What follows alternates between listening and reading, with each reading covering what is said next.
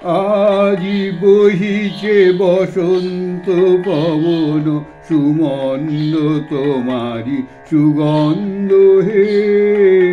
আজি বহিছে বসন্ত পবন, সুমন্দ তোমারি সুগন্ধ হে। কত আকুল প্রাণ আজি গাহিছে গান, চাহে তোমারি পানে আনন্দে।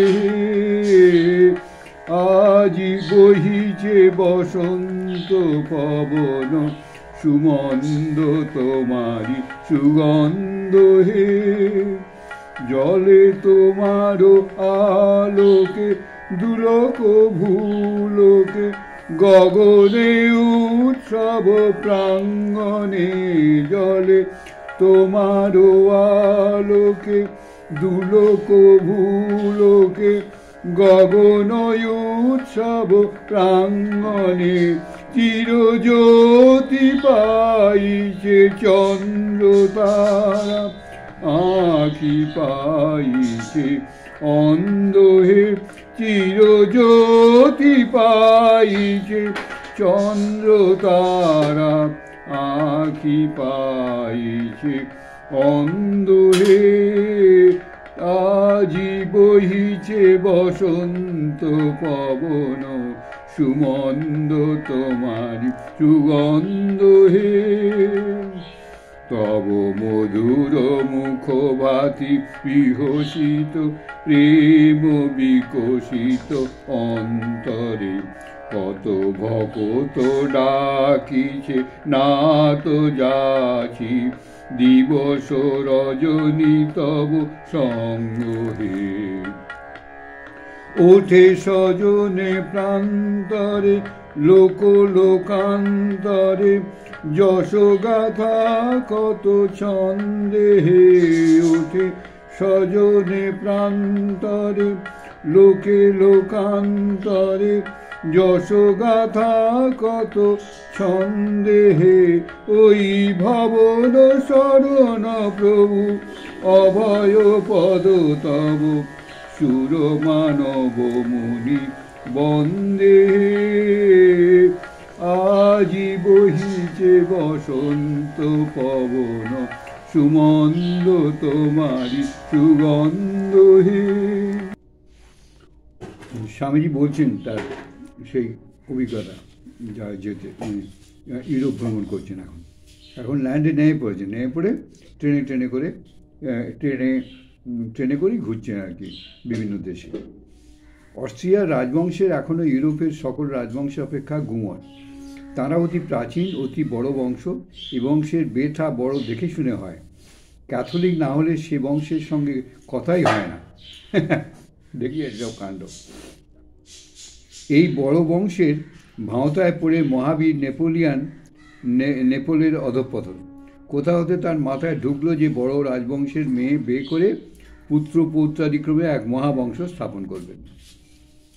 যে বীর আপনি কোনো বংশে অবতীর্ণ, এ প্রশ্নের উত্তরে বলেছিলেন যে আমি কারুর বংশের সন্তান নই, আমি মহাবংশের স্থাপক। অর্থাৎ আমার হতে মহান্বিত বংশ চলবে। আমি কোনো পূর্বপুরুষের নাম নিয়ে জন্মাইনি।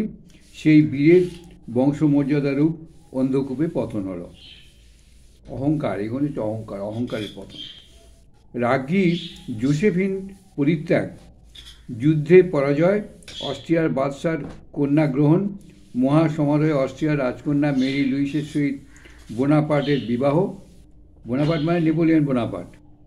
লুইসের সহিত বোনাপার্টের বিবাহ, পুত্র জন্ম, সদ্যজাত শিশুকে রোম রাজ্য অভিযুক্তকরণ, নেপোলিয়নের পতন, শত্রুদের শত্রুতা, লাইপজিজ, ওয়াটারলু, সেন্ট হেলেনা, রাজ্ঞী মেরি লুইসের সপুত্র গিয়ে ব্রাশ, সামান্য সৈনিকের সহিত বোনাপার্ট সামগ্রীর বিয়োগ, একমাত্র পুত্র রোম রাজ্যের মাতামহ গিয়ে মৃত্যু। এসব ইতিহাস প্রসিদ্ধ কথা। ও, আমি খালি অবাক হয়ে ভাবছি, স্বামীজি এত ইতিহাস দেখুন এখন কণ্ঠস্থ করে রেখেছেন, গগা করে বলে যাচ্ছেন। ফ্রান্স এখন অপেক্ষাকৃত দুর্বল অবস্থায় পড়ে প্রাচীন গৌরব স্মরণ করছে। আজকাল নেপলসের সংক্রান্ত পুস্তক অনেক। সার্দ প্রভৃতি নাট্যকার গত নেপলসের সম্বন্ধে অনেক নাটক লিখেছেন। মাদাম বার্নহার্ড, রেজা প্রভৃতি অভিনেত্রী, কফেলা প্রভৃতি অভিনেতাগণ সেসব পুস্তক অভিনয় করে প্রতি রাত্রে থিয়েটার ভরিয়ে ফেলছে। মানে কীরকমভাবে স্বামীজির স্মরণশক্তি দেখুন। ওহ, তাই জন্য কালকে আমি একজন মহারাজকে পড়ছিলাম যে এরা মানুষ আর জন্মায়নি। সত্যি তো এখনও মধ্যে জন্মায়নি, তারপরে পরে কী হবে, এত স্মৃতিশক্তি, এতই এরকমভাবে। আমার কথা ছেড়ে দিন, আমি আর কতগুলো পড়েছি বলতে পারবো। আমি সব মহাপুরুষদের কথা শুনে বলছি যে এরা মানুষ আর জন্মায়নি। গরু শাবক হতে বোনাপার্টের একমাত্র পুত্র মাতামহ গৃহে ভিয়েনায় প্রাসাদে একরকম নজরবন্দি। অস্ট্রীয় বাদশার মন্ত্রী চাণক্য মোটার্নিক বালকের মনে পিতার গৌরব কাহিনী যাতে একেবারে না স্থান পায় সে বিষয়ে সদা সচেষ্ট। অস্ট্রীয় বাদশা মন্ত্রী, আচ্ছা। কিন্তু 2-5 বোনাপার্টের পুরাতন সৈনিক নানা কৌশলে সানব্রান প্রাসাদে অজ্ঞাতভাবে বালকের ভৃত্যত্বে গৃহীত হলো। তাদের ইচ্ছা কোনো রকমে বালককে ফ্রান্সে হাজির করা এবং সম্ভবত ইতালীয় রাজেন্দ্রগণ পুনঃস্থাপিত বহু বংশকে তাড়িয়ে বোনাপার্ট বংশ স্থাপন করা। ওই পুরনো সৈনিকদের ইচ্ছে সেটা। শিশু মহাবীর পুত্র পিতার রণগৌরব কাহিনী শুনে সেই সুপ্ত তেজ অতি শীঘ্রই জেগে উঠল। আমার এই হচ্ছে নেপোলিয়ন বোনাপার্ট। অতি শীঘ্রই জেগে উঠল। চক্রান্তকারীদের সঙ্গে বালক সানব্রান প্রাসাদ হতে একদিন পলায়ন করল।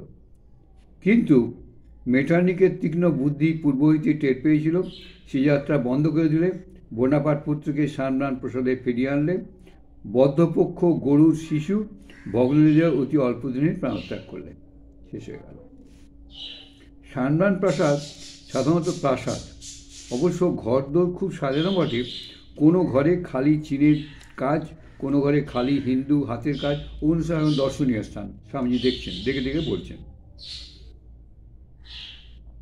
কোনো ঘরে অন্য দেশের এই প্রকার। এই সানব্রান প্রাসাদ, এটা প্রাসাদস্থ উদ্যান অতি মনোরম বটে, কিন্তু এখন যত লোক এই প্রাসাদ দেখতে যাচ্ছে, ওই বোনাপার্ট পুত্র যে ঘরে শুতেন, সে ঘরে পড়তেন, যে ঘরে তার মৃত্যু হয়েছিল, এইসব দেখতে যাচ্ছে। অনেক আহাম্মক ফরাসিনী রক্ষী পুরুষকে জিজ্ঞাসা করছে এগুলোর ঘর কোনটা, কোন বিছানায় এগুলো শুতেন। এগুলো মানে ওই বোনাপার্টরা।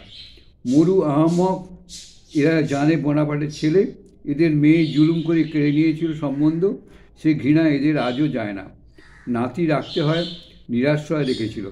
তারা রোমরাজ কোনোদিন উপাধি দিত না, খালি অস্ট্রিয়ার নাতি কাজী ডকুবস।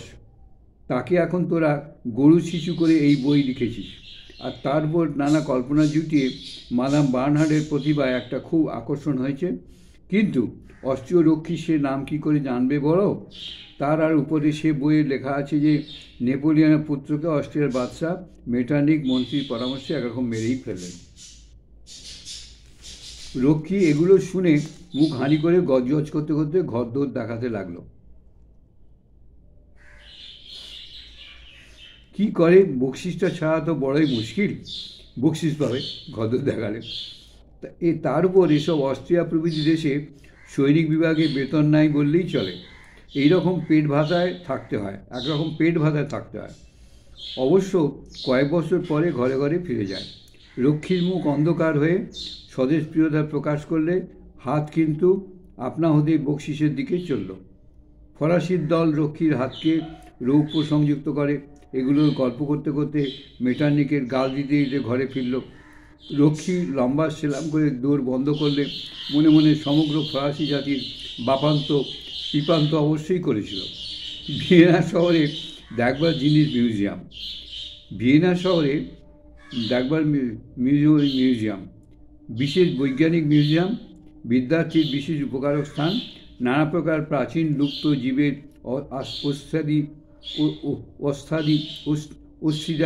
অস্থি সংগ্রহ অনেক। চিত্রশালায় ওলন্দাজ চিত্রকরদের চিত্রকর অধিক।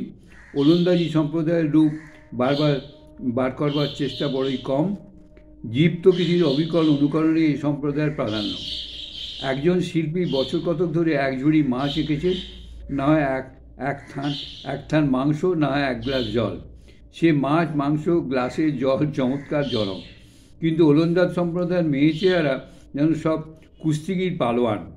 ভিয়েনা সহ জার্মান পাণ্ডিত্য বুদ্ধিবল আছে, কিন্তু সে কারণে তুর্কি ধীরে ধীরে অবসন্ন হয়ে গেল। সেই কারণে এথাও বর্তমান, অর্থাৎ নানা জাতির ও ভাষার সমাবেশ। আসল অস্ট্রিয়ার লোক জার্মানভাষী, ক্যাথলিক, হাঙ্গেরির লোক, তাতার বংশীয়, ভাষা আলাদা। আবার কত গ্রিকভাষী, গ্রিক মতের খ্রিস্টান। এই সকল বিভিন্ন সম্প্রদায়কে একীভূত করলে শক্তি অস্ট্রিয়ার নেই, কাজেই অস্ট্রিয়ার অধঃপতন। আচ্ছা, আমি এইগুলো এই শ্রেষ্ঠ সাধুসঙ্ঘ পড়াচ্ছি। আপনার স্বামীজি সম্বন্ধে এক পেশে ধারণা মানুষের আছে যে স্বামীজি এক ধর্ম প্রচারক, স্বামীজি ধর্মের কথা বলেন, স্বামীজি আর তা নয়। স্বামীজি আমাদের সবাইকার। ঐতিহাসিকদের জন্য স্বামীজি, আর্টিস্টদের জন্য স্বামীজি, গায়কদের জন্য স্বামীজি, আমাদের মতো সংসারীদের জন্যও স্বামীজি। কত উপদেশ দিয়েছেন আমাদের। উপদেশ মানে কীভাবে সংসারে শান্তিতে থাকা যায়, এইসব মানুষ সব কত স্বামীজির।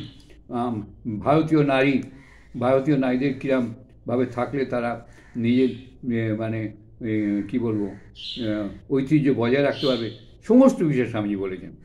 স্বামীজি শুধু ধর্মের কথা বলেননি, স্বামীজি বেশিরভাগ সময় এইসব কথাই বলেছেন, যাতে টোটাল সমাজটা মানে একদম গোড়া থেকে, এবং মুচি, ম্যাথর, নিম্ন জাতির কথা বহু বলেছেন। তো শুধু বলেছেন না, তাদের সঙ্গে সেইভাবে ব্যবহার করেছেন। তো এই জন্যেই আমি শ্রেষ্ঠ সাধুসঙ্গ বলে প্রতিবেদন করছি। মানে সাধুরা কী করে, আপনি এমনি সাধুদের দেখলে শুধু সাধু কথাই বলে, প্রবচন দেয়, এই করো সেই করো, এই করো শান্তি হবে, মুখ হবে, সেই হবে, এর বাইরে কিছু বলে না।